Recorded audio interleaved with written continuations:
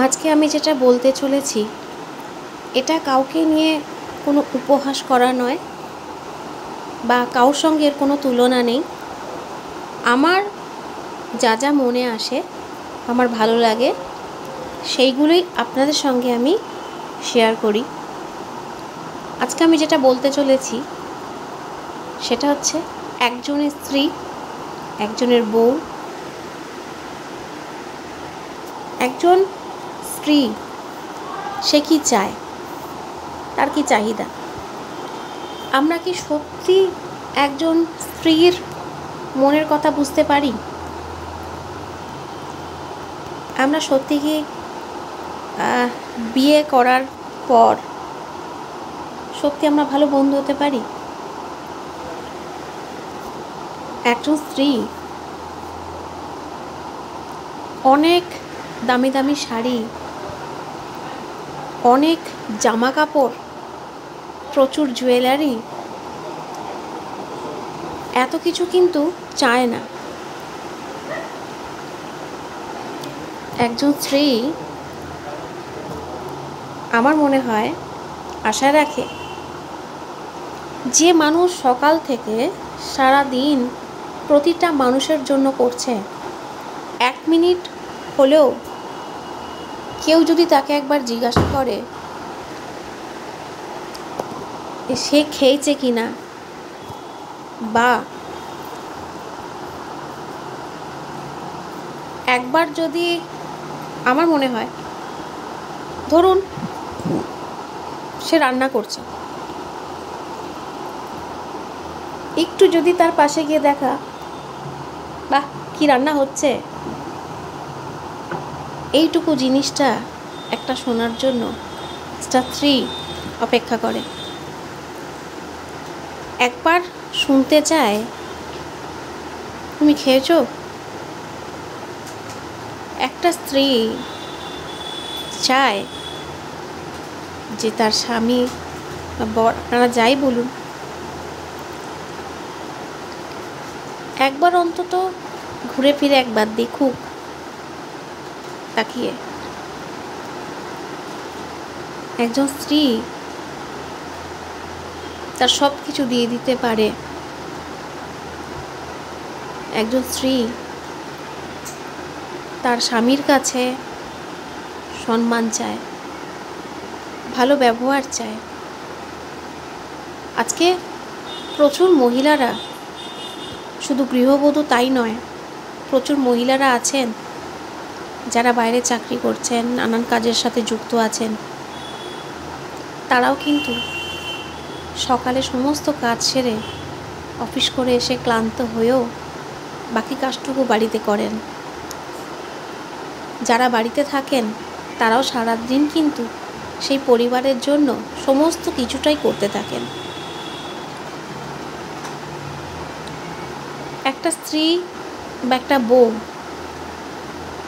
আমরা যতই মুখে বলি, আমরা হয়তো কোনো দিনই তাদের এই মনের ভাব প্রকাশটাকে কখনোই আমরা বুঝে উঠতে পারি না, বা তারা বোঝাতে পারে না।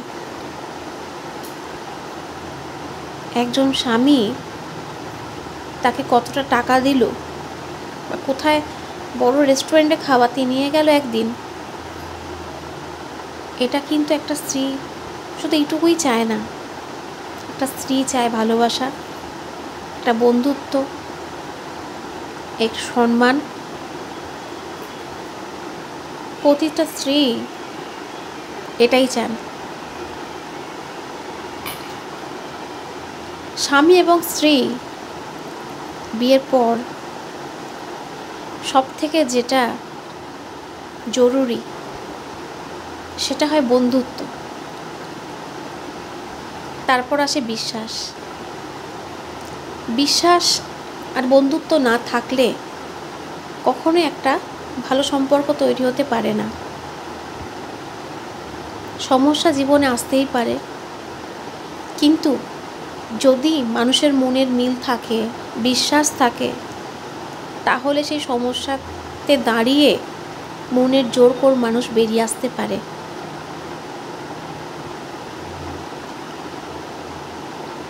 তো স্ত্রীকে কখনোই বাজে ভাষা বলা বা অপমান করা বা কখনো খাবার খোঁটা দিয়ে অপমান করাটা উচিত নয়। আজকে সেও মনে রাখতে হবে যে আজকে সেও কিন্তু যেখানে বড় হয়েছে, যেখানে তার প্রচুর স্মৃতি জড়িয়ে আছে, সেই জায়গা ছেড়ে এসে আজ সে কিন্তু একটা জায়গায় তার পুরোটাই দিয়ে দিয়েছে। সেখানে সে একটু আশা রাখে সম্মান। আজকে আমি কাউকে ছোট করতে এটা বললাম না, আমার এটাই মনে হলো আমার বলা উচিত। প্রতিটা স্ত্রী, প্রতিটা মহিলাকে আমি প্রণাম জানাই। আমরা একদিন মাদার্স ডে পালন করি, কিন্তু জানেন তো একটা মহিলার প্রতিটা দিনই সব দিন। একটা মহিলার না 1 তারিখ বলে কিছু থাকে, না 31 তারিখ বলে কিছু থাকে। একটা মহিলার না সোমবার বলে কিছু থাকে, না রবিবার বলে কিছু থাকে। প্রতিটা দিনই, প্রতিটা মাস আর প্রতিটা বছরই কিন্তু তার একই দিন চলে। তার মনের আনন্দ কোথায় জানেন? দিনের দিন প্রত্যেকটা বাড়ির মানুষকে কী করে রান্না করে খাওয়াবো, বাচ্চাদের কী করে ভালো রাখবো। যখন খেতে বসে প্রত্যেকে খাবারটা খেয়ে একটু হাসেন, তখন দেখবেন তার মুখেও হাসি ফুটেছে। আপনারা যদি একবার বলেন যে খাবারটা খুব ভালো হয়েছে, ওইটুকুই তার শান্তি। তো আমরা কি পারি না প্রত্যেকটা স্ত্রীর, প্রত্যেকটা মানুষের এরকম পাশে থাকতে? হ্যাঁ, আমরা পারি, আমরা প্রত্যেকে পারি।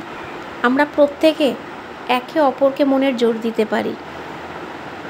কে কাকে দেবে আমি জানি না, তবে আমরা মহিলারাও এক এক মহিলাকে মনের জোর দিতে পারি।